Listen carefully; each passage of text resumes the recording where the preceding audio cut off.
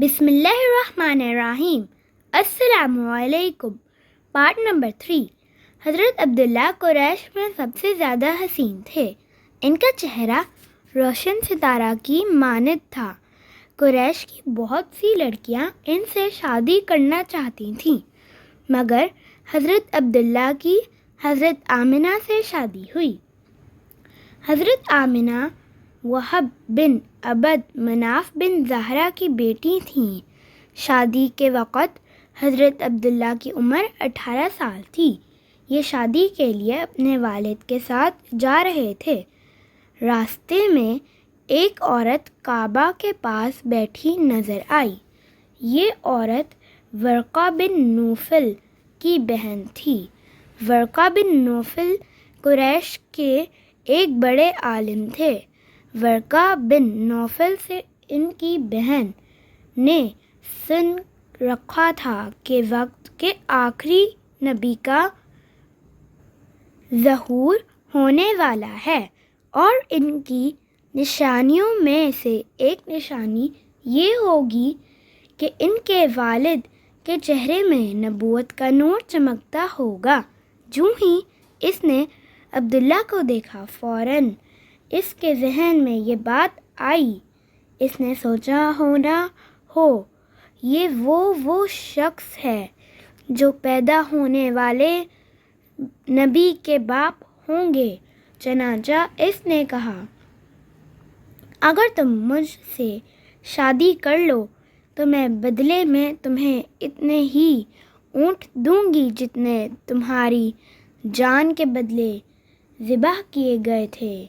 اس پر انہوں نے جواب دیا، میں اپنے باپ کے ساتھ ہوں، ان کی مرضی کے خلاف کچھ نہیں کر سکتا، نہ ان سے الگ ہو سکتا ہوں، اور میرے والد باعزت آدمی ہیں، اپنی قوم کے سردار ہیں۔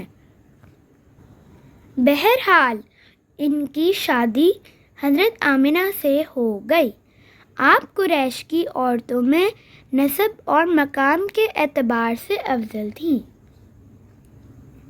حضرت آمنہ حضرت عبداللہ کے گھر آ گئیں۔ آپ فرماتی ہیں، جب میں ماں بننے والی ہوئی تو میرے پاس ایک شخص آیا، یعنی ایک فرشتہ انسانی شکل میں آیا۔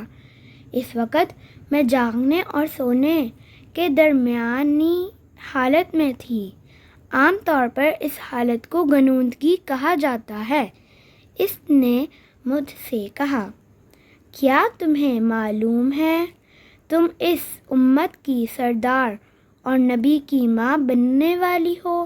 اس کے بعد وہ پھر اس وقت آیا جب نبی صلی اللہ علیہ وسلم پیدا ہونے والے تھے۔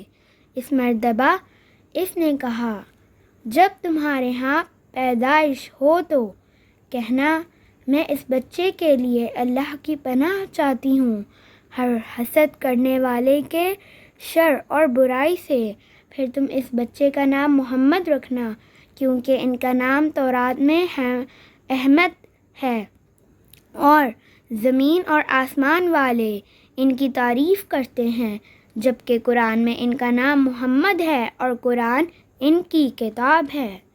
ایک روایت کے مطابق فرشتے نے ان سے کہا، تم وقت کے سردار کی ماں بننے والی ہو۔ اس بچے کی نشانی یہ ہوگی کہ اس کے ساتھ ایک نور ظاہر ہوگا، جس سے ملک شام اور بصرہ کے محلات بھر جائیں گے۔ جب وہ بچہ پیدا ہو جائے گا تو اس کا نام محمد رکھنا، کیونکہ تورات میں ان کا نام احمد ہے کہ آسمان اور زمین والے ان کی تعریف کرتے ہیں، اور انجیل میں ان کا نام احمد ہے کہ آسمان اور زمین والے ان کی تعریف کرتے ہیں، اور قرآن میں ان کا نام محمد ہے۔ حضرت عبداللہ کے چہرے میں جو نور چمکتا تھا، شادی کے بعد وہ حضرت آمنہ کے چہرے میں آ گیا تھا۔ امام ظہری فرماتے ہیں، حاکم نے یہ روایت بیان کی ہے اور اس کو صحیح قرار دیا ہے کہ صحابہ رضی اللہ تعالیٰ عنہم نے حضور نبی کریم صلی اللہ علیہ وسلم سے عرض کیا،